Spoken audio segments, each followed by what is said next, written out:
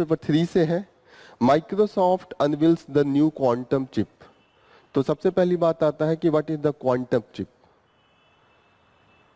Quantum chip क्या है बताइए कोई।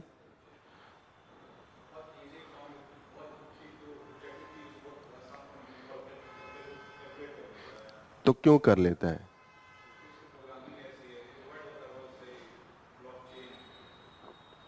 ब्लॉकचेन तो एक अलग मतलब पूरा कॉन्सेप्ट ही है, वो तो प्रोग्रामिंग है। लेकिन क्यूबिट क्या है?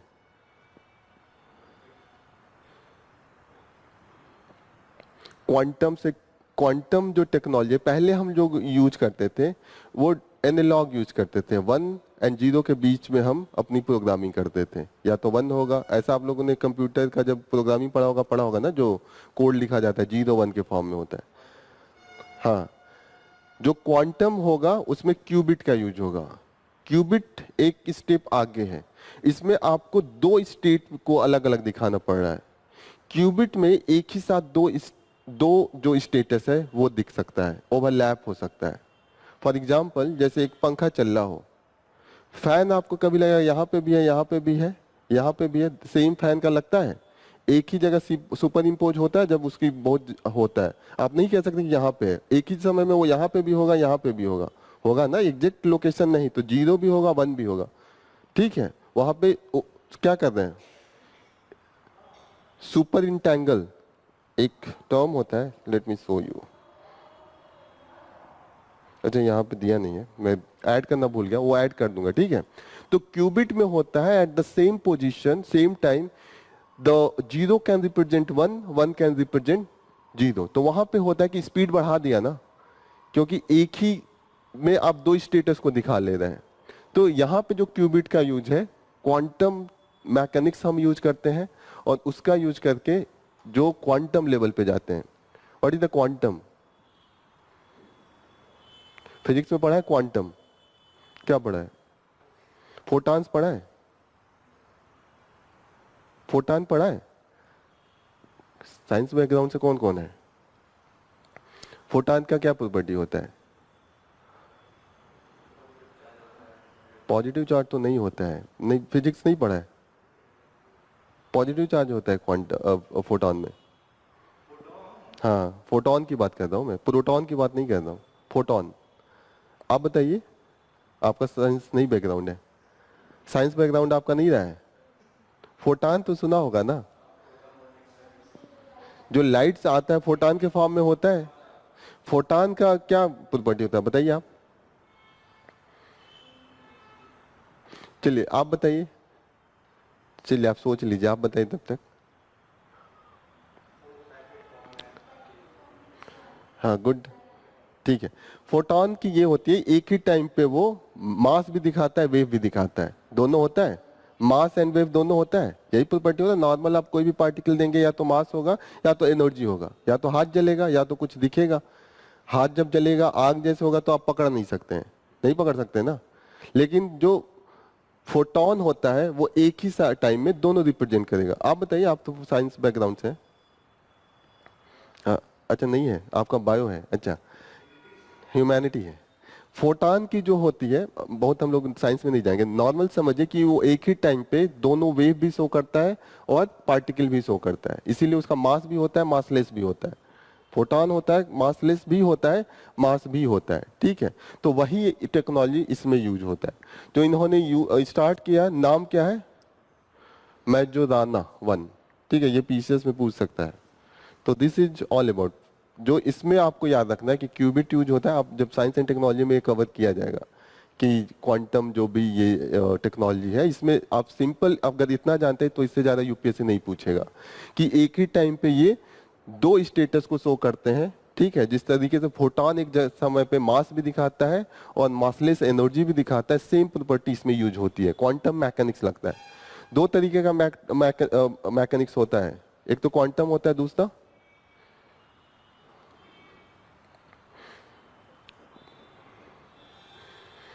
न्यूटन वाला रूल लगता है। न्यूटन का जो रूल्स है वो लगेगा, तो न्यूटोनिक मैकेनिक्स कहते हैं और दूसरा क्वांटम मैकेनिक्स कहते हैं। न्यूटन का रूल पढ़ा है ना, न्यूटन के रूल में क्वांटम थ्योरी नहीं लगती है और क्वांटम में न्यूटन का नहीं लगेगा।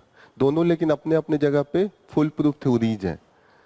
ये सब मैं नया बता रहा हूँ, ये 9th-10th की चीजें हैं। 10th में ये सब है, लाइट वाले चैप्टर में क्वांटम की बात की जा रही है और न्यूटन वाले में न्यूटन के 3 लॉज की बात होती है।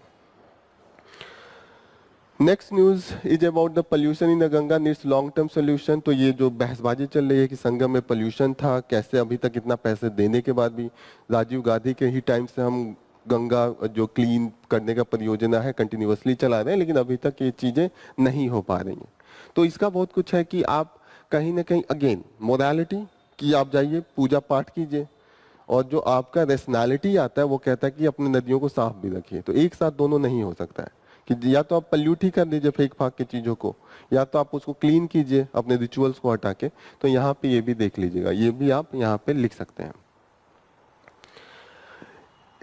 अभी जो बजट हुआ है, बजट का टोटल फोकस जो है कहाँ पे है? कंजप्शन पे है। Is consumption enough to drive the growth? मतलब ग्रोथ जो आपकी इकोनॉमी है, अगर उसको बढ़ाना है, एक्सेलरेट करना है, तो कंजप्शन एनफ है? ग्रोथ के लिए क्या क्या करना पड़ेगा?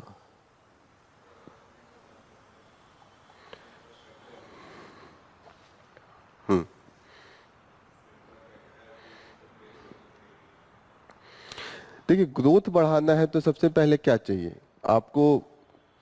सबसे पहले इन्वेस्टमेंट करना पड़ेगा। कुछ मशीन लाएंगे, मशीन लाके कुछ प्रोड्यूस करेंगे, तभी तो होगा। तो इन्वेस्टमेंट लगेगा। फिर आप इन्वेस्ट जब करते हैं तो उससे क्या होगा? एम्प्लॉयमेंट मिलेगा। एम्प्लॉयमेंट जब लोगों को मिलेगा तो फिर उनकी सैलरी आएगी। सैलरी आएगी, फिर सैलरी आएगा तो फिर उनको क्या होगा? कंज्यूम करेंगे। ये भी एक तरीका है। दूसरा तरीका ये है कि आप पैसे दे दें। एक तो तरीका ये है कि पहले आपने इन्वेस्ट किया, फिर आपने प्रोडक्शन किया, फिर लोगों को एम्प्लॉयमेंट दिया, फिर पैसे दिए, फिर उनसे कहा कि खाओ, कंज्यूम करो। दूसरा ये तरीका है कि हमने पहले आपको पैसे दिए, फिर बोला कि खाओ, फिर हमने कहा ये खा रहे हैं, फिर हम कहेंगे प्रोडक्शन कीजिए, फिर प्रोडक्शन कीजिए, फिर हो गया कि इन्वेस्टमेंट की फिर डिमांड आएगा। प्रोडक्शन के पहले इन्वेस्टमेंट लगेगा। तो ये कह रहे हैं कि गवर्नमेंट का दो तरीका है, या तो पैसे बढ़ा दे, जो पर कैपिटा है, लोगों को मुफ्त में पैसे दे दे। जैसे इस बार हमने क्या किया कि टैक्स कम कर दिया तो पैसे ज्यादा हो जाएंगे, यही सोचा। फिर उसके बाद जब पैसे ज्यादा होंगे तो लोग ज्यादा खाएंगे, कार खरीदेंगे, घर खरीदेंगे, ठीक है। तो घर बनाने के लिए मजदूर लगेंगे, एम्प्लॉयमेंट बढ़ेगा, फिर उनके लिए सीमेंट की यूज होगा तो सीमेंट की फैक्ट्री लगेगी। यही है ना मॉडल अभी का। लेकिन आपने पैसे दिए और लोगों ने गोल्ड खरीदा, जमीन खरीदा, शादी किया, शादी में जहाँ 2 लाख लगाना था 5 लाख लगाया, ठीक है। और ऐसे जगहों पे लगाया जिससे एम्प्लॉयमेंट नहीं बढ़ा, ठीक है। गोल्ड ही देते हैं उसमें, और लगाया भी तो ऐसे जगह पे लगाया जहाँ पे एम्प्लॉयमेंट बढ़ेगा भी तो वो बहुत कम बढ़ेगा। जहाँ पे आप 10 करोड़ लगा के 100 लोगों को देंगे, वहां पे आपने इस तरीके से उसका 10 गुना पैसे लगा के जो नंबर ऑफ एम्प्लॉयमेंट है वो उसे 1/10 किया। यही है, दो तरीका होगा।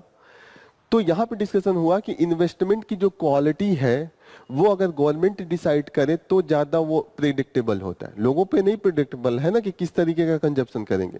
लेकिन अगर गवर्नमेंट वही टैक्स लेती और उस जगह पे लगाती जहां पे सच में इन्वेस्टमेंट किया जाता, तो वहां पे इंप्लॉयमेंट की इंटेंसिटी बढ़ी होती।